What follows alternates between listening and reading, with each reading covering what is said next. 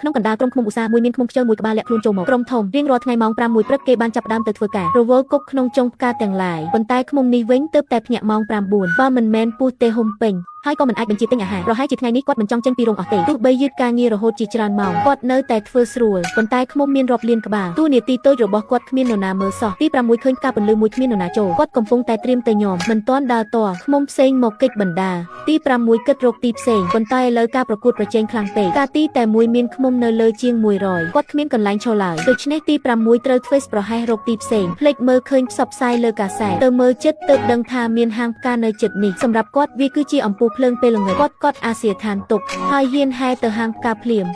ដោយសារខ្លួនជាមនុស្សមិនចេះផ្លូវហើយគ្មានគិតទី 6 តែអាចមើលតាមផ្លូវបង្ហាញទេទៅរហូតដល់តំបន់ទីប្រជុំជនផ្លូវតូចធំស្មុគស្មាញខ្លាំងសំណាងល្អឃើញផ្លូវបង្ហាញបន្ថែមគាត់ពិនិត្យហើយបន្តដំណើរ2 ម៉ោងកន្លះក្រោយទើបដល់ផ្លូវ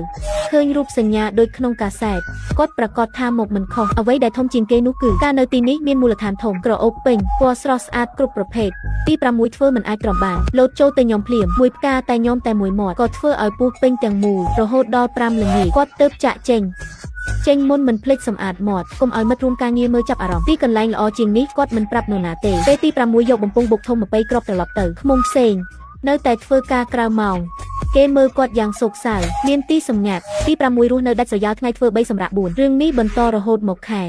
ឃ្មុំផ្សេងក៏នៅតែប្រកួតប្រជែងក្បាលទី 6 ក៏នៅតែដូចមុនចេញពីក្រុមរកទីសាយសងសំណាងល្អវិញគាត់ញោមយកតែអ្វីល្អបោះបង់អ្វីមិនល្អការរីកទាំងអស់គ្រប់រូបគាត់ដកចំណែកពេលវេលាបានរះទៅល្ងាចព្រះអាទិត្យលិចឃ្មុំផ្សេងត្រឡប់ផ្ទះទាំងឡាយទី 6 វិញដេករហូតដល់យប់ 12ភ្ញាក់ឡើងមើលឃើញជុំវិញស្ងាត់ខ្លាំងគាត់មានអារម្មណ៍ថាអ្វីមិនល្អកើតឡើងគិតត្រឡប់ទៅសម្បុកឃ្មុំពេលយប់កាន់តែក្នុងងឹតវាតម្លៃទីពិបាកពុករួមគាត់ជាមនុស្សមិនចេះផ្លូវចាប់ផ្ដើមភ័ន្តច្រឡំគាត់អង្គុយលើមែកឈើសម្រាកពេលស្ងប់ឬសំឡេងតូចคล้ายជាសំឡេងធំព្រះច័ន្ទក៏ត្រូវពកបាំងទី 6 រន្ធត់ក្តែងខ្យល់ខ្លាំងបក់មកមែកឈើស្ងួតរោចរស់គាត់ខ្លាចដាច់ចិត្តហើយហោះរត់ហោះឆ្ងាយ10 លីឬភ្លើងលៀងចិត្តនៅផ្លូវ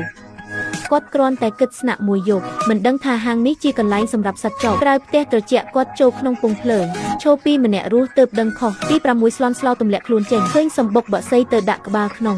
ជួបង្ចាស់ផ្ទះភ្លាមភ្នែកធំពីចង្អៀត2គាត់រត់រហ័សឃើញផ្ទះឆ្កែលោតចូលមិនគិតជួបឆ្កែរំខានម្ចាស់ត្រូវគេវាយចេញពីទីនោះ